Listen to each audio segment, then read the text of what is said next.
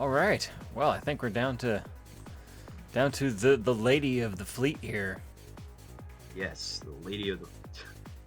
This is my masterpiece, the Armis. Once again, this is from that those ships I used to draw when I was 13, 14. This ship is actually how I met Majakar, and one of the reasons why this whole universe thing actually got started up. I posted on there, and Majakar said, "Hey, this is cool," and we started talking, and that's how this whole thing got started. But the ship, I continued to build it over time, and it took me so long to build the inside of this thing just because I paid attention a lot more to detail. I mean, Jakar, he pumps out ships at a high rate, Imperial ships. You'll notice when you did the Imperial video, he had a lot more capital ships, big ones. As because just be able, especially with the interior, he's way more simplistic. They're just always light than the default door. Meanwhile, I, on the other hand, I don't put things. I don't put things into the rooms, but I will take time to build the hallways to make them look nicer, and I build doors. Yeah, well, with the advent of the new copy paste system, I think that'll change now that he has the ability to just kind of make those kind of decisions over and over and over again in these massive ships. I mean, I think we can also look at this from a lore perspective as well. The Empire has multiple foundries, multiple companies and corporations, multiple military design departments. So they're all kicking out all sorts of different types of ships. As the Federation, they kind of voted on a certain set of hulls and a certain set of requirements that would be universal. Yes. Now, the lore of the Armis, I've gone over a little bit of it previously in this discussion, but lore of the Armis is as the Empire grew to power and began to become an actual threat to the Federation saw that they were going to have to actually start facing capital ships, and at the time they didn't have ships capable of fighting capital ships. They had small frigates and such. So they started developing in secret. And later on, when the Imperials attempted their first invasion, the Armis would be the ship to come and kind of save the day and stop that invasion from being successful. Now, as for the ship itself, it's about 250 meters long, almost 300 meters. It has about 45 million hull HP, which is insane for any ship we've built other than the Super Dreadnought. Metakar's Corralis, his battleship, I'm sure you remember that. Oh, yes. Yes. That thing only has 15 million HP. This thing has 45 million HP. So it's much more durable. Yeah. It's also decently maneuverable, or has decent agility, but it's not like, oh my god, that thing's fucking fast. It's just, it's not like, oh my god, when are we going to be turned around? But its most notable features in battle is its fighter support. Yeah. So it has two of these hangars on each side. Each of these hangars can carry, if I remember, 12 light fighters. I'm not sure if it can fit the Universal, but it was intended to fit the Splinter. And so it can carry up to 24 Splinters. And then it has that large hangar bay in the front, which can carry, I think, 10 plus 5. I forget how much it can carry, but I remember that in the total it carries like 32 fighters, which is the heaviest fighter support out of any ship that we have built other than the Super Dreadnought. But the Super Dreadnought is, of course, a rare exception.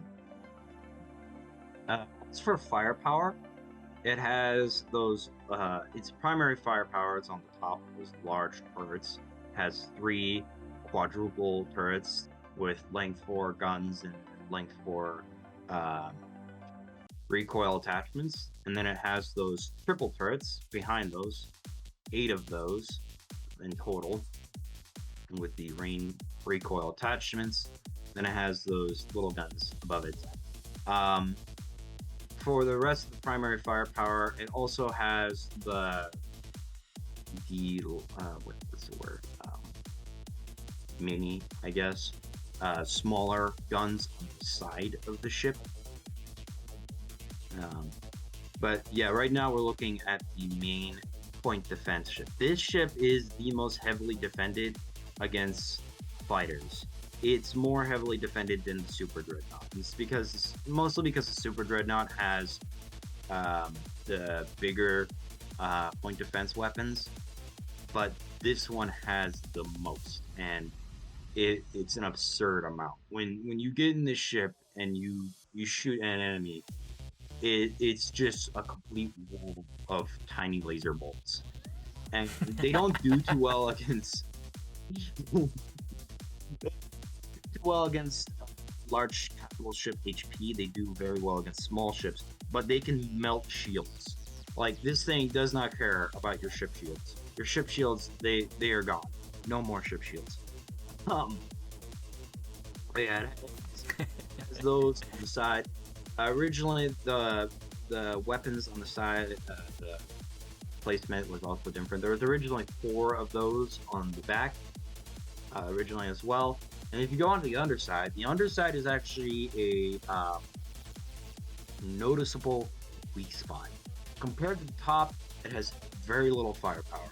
And as of now, we don't have the second version on the Armis, but I am thinking about doing a V1.1 or V1 or V2 that has increased firepower on the bottom. As you can see, it only has a couple of singles, but it still has very good underside point defenses.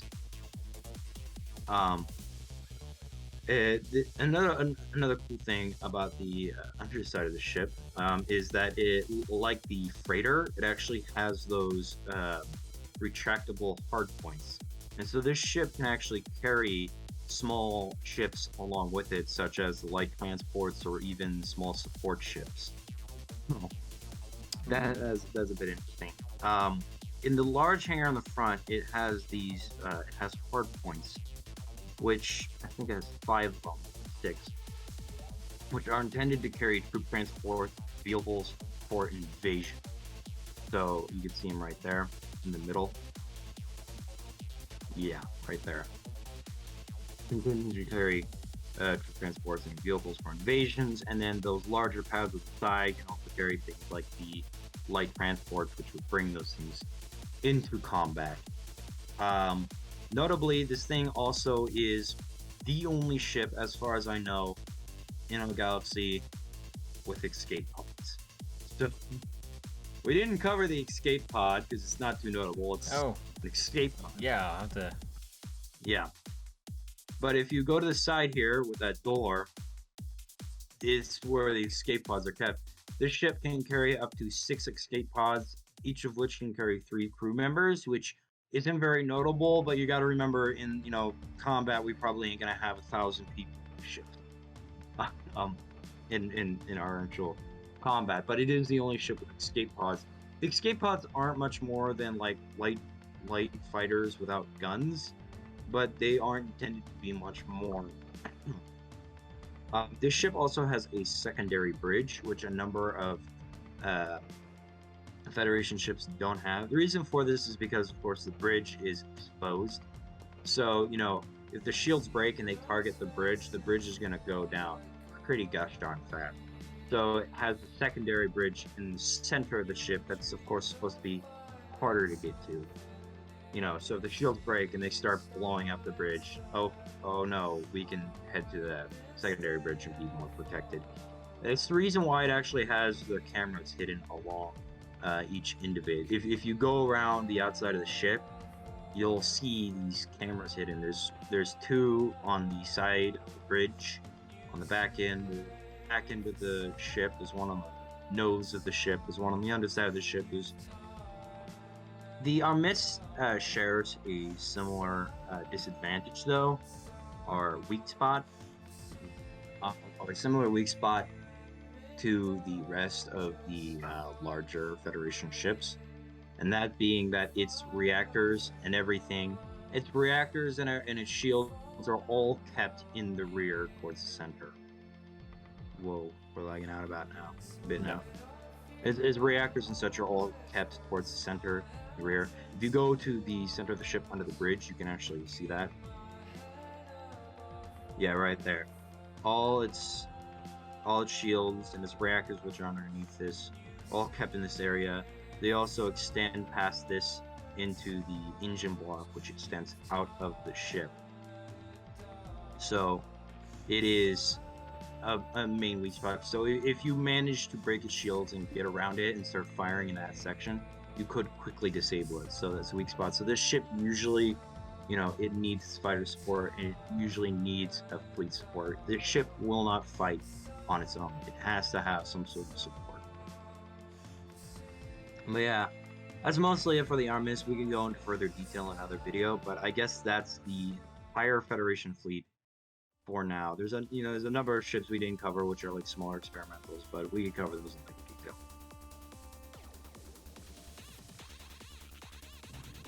And that is it for the magnum opus battleship. Next, we cover the carrier that does everything. Alright guys, see you next time. Fly reckless.